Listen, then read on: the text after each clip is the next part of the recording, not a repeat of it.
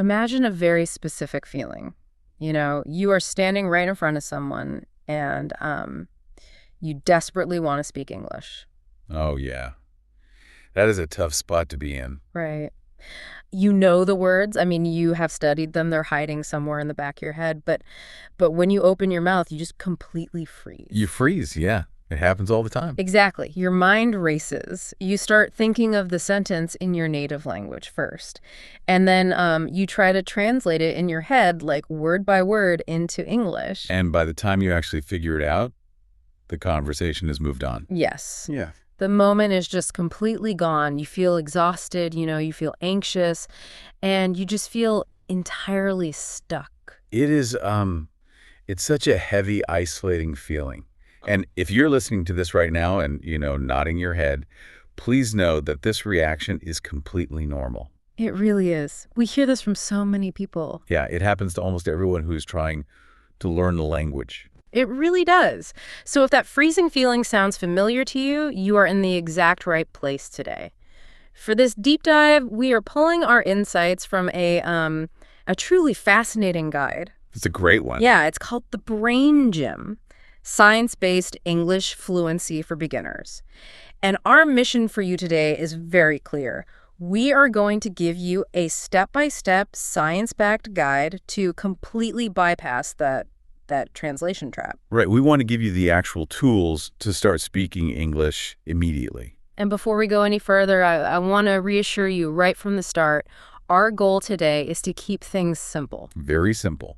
We are going to speak slowly, clearly, and we are going to break all these concepts down for you. Because we are treating the brain exactly like a muscle, right? Exactly. Treat it like a muscle. And today we are giving you the exact beginner-friendly workout routine you need to make that muscle strong.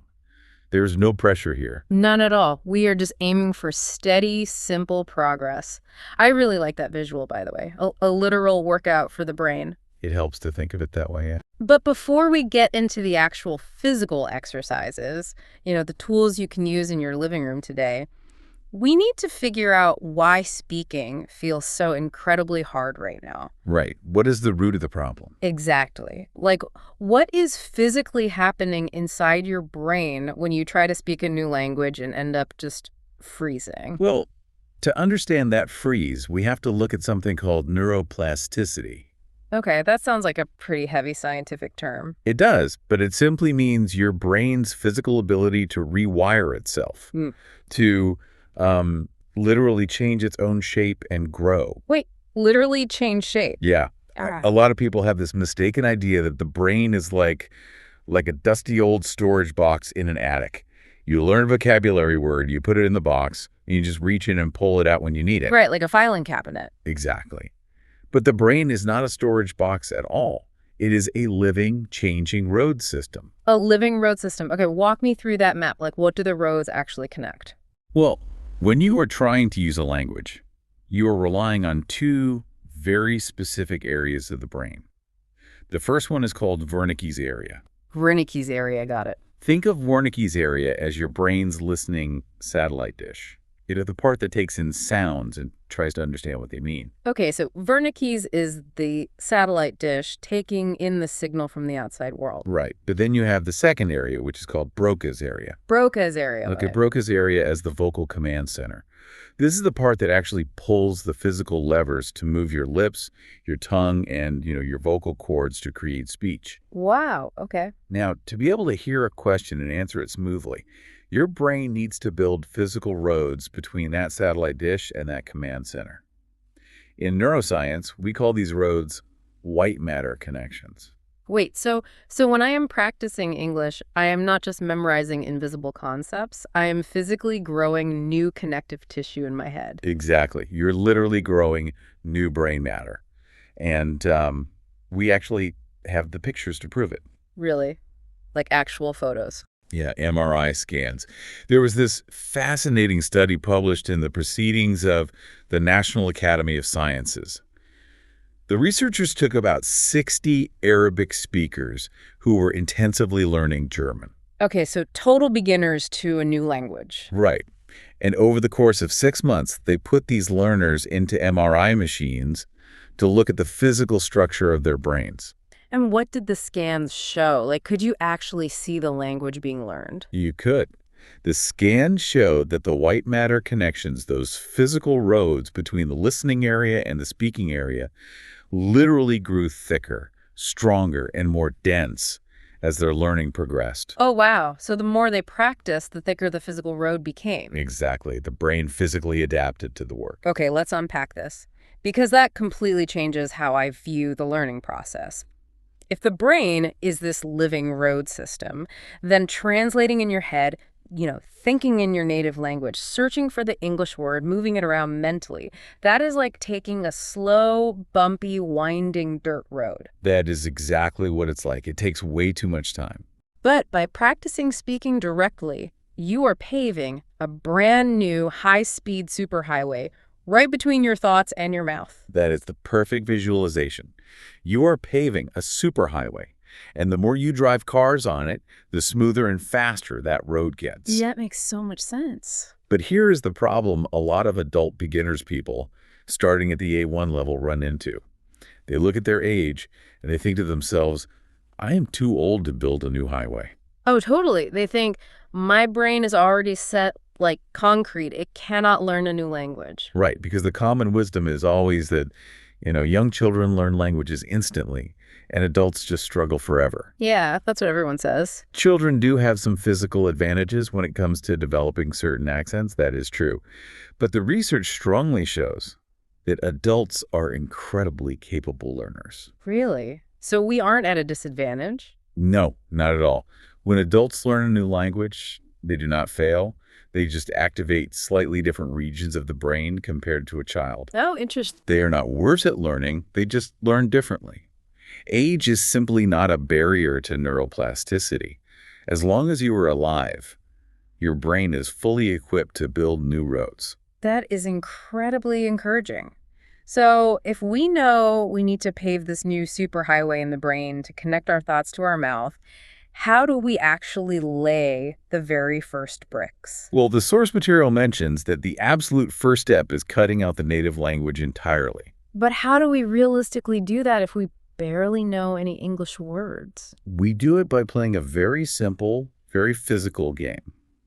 The guide calls it the labeling game, or the sticky note monologue. Ah, yes. I was reading this part, and I can just imagine my family looking at me like I have lost my mind. It does look a little funny at first. Right. The instructions are to take a stack of physical sticky notes and place them on everyday objects all around your house. You put a note on your bedroom door, you stick one on your bathroom mirror. One on the fridge, one on your favorite chair. Yeah. And here is the crucial rule for that game, right? When you walk into your kitchen and you look at a cup of water, do not allow yourself to think of the word for water in your native language. Exactly. Do not look at it, think of your native word, and then translate it to water. Look at the cup, look at the sticky note, and instantly think the English sound.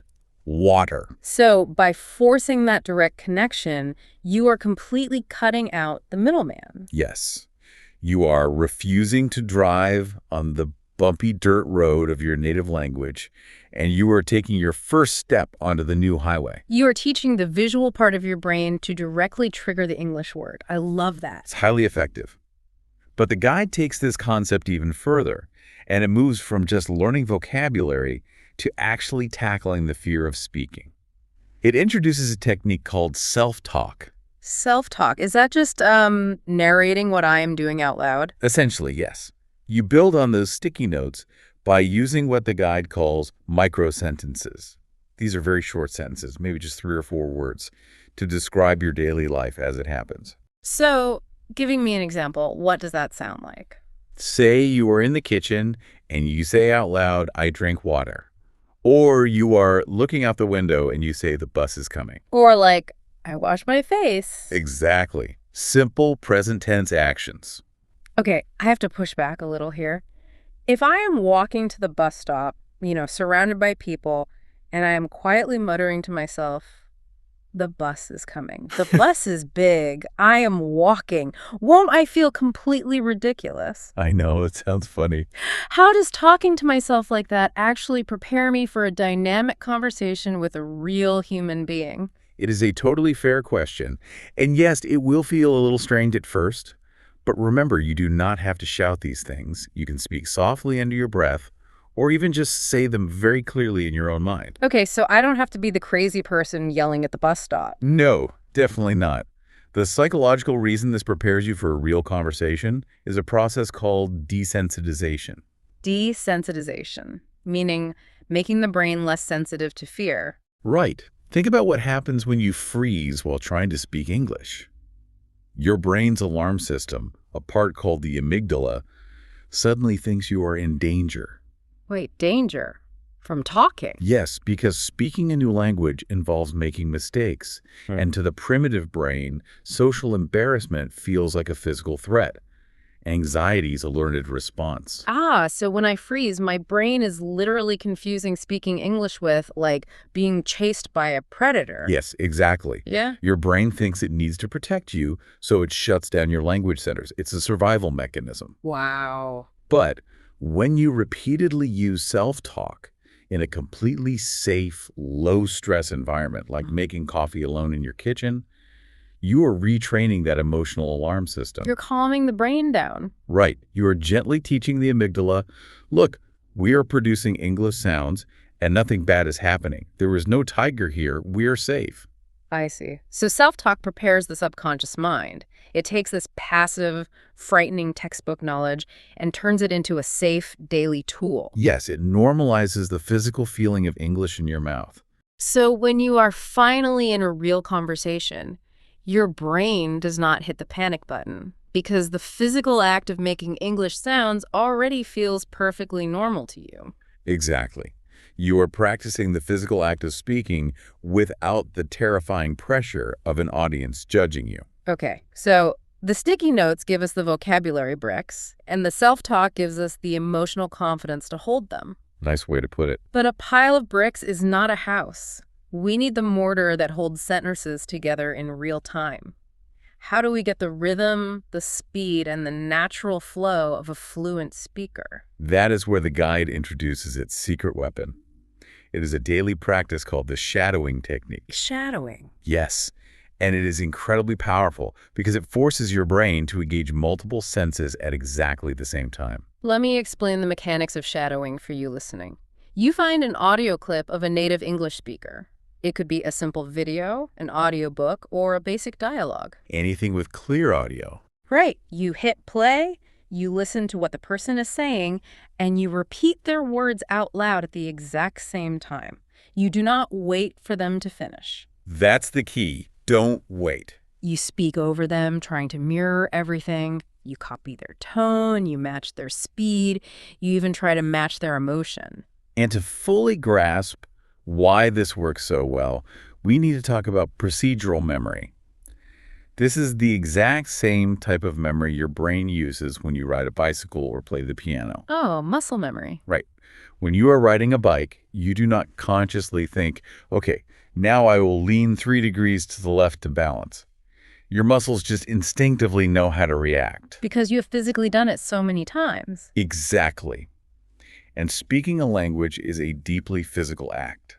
It requires your lips, your tongue, and your vocal cords to coordinate in very specific, complex ways. Oh, I hadn't thought about the physical mechanics of it. Yeah, shadowing builds the physical muscle memory required for speaking English. Wait, so on a neurological level, what is actually happening when I listen and speak at the same time? You are firing up something called mirror neurons in the frontal lobe of your brain. Mirror neurons. Yeah. Think about when you see someone yawn and you suddenly feel the urge to yawn.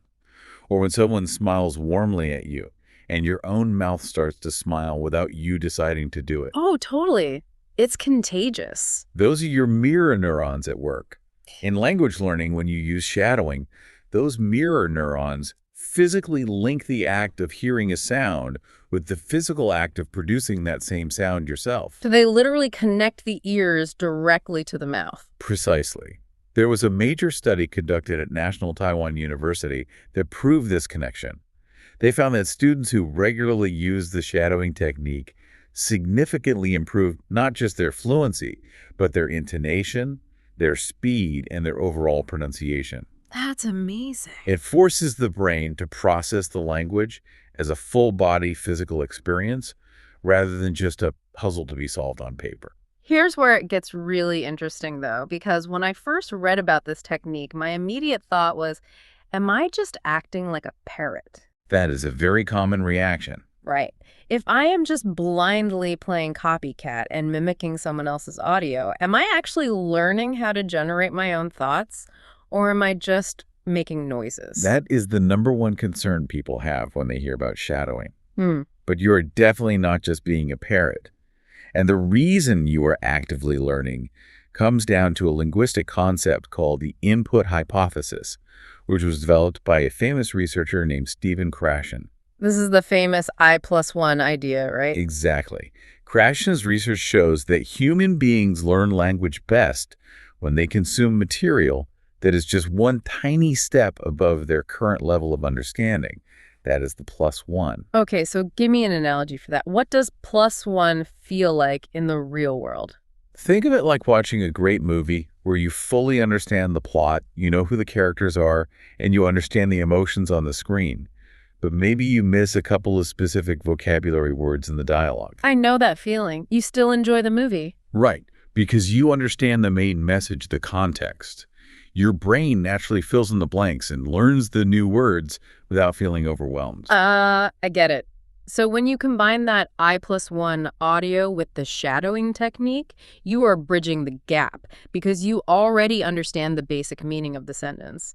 The physical act of shadowing teaches your brain how those specific thoughts physically feel when spoken out loud. Yes, you are mapping meaning to muscle memory. You are not blindly copying noises. So to go back to our earlier metaphor, you're actively paving the superhighway while driving a very fast car on it at the same time. That's it, exactly. Okay, so we have a deep understanding of the science now. We know that neuroplasticity physically rewires the brain, and we have the individual tools.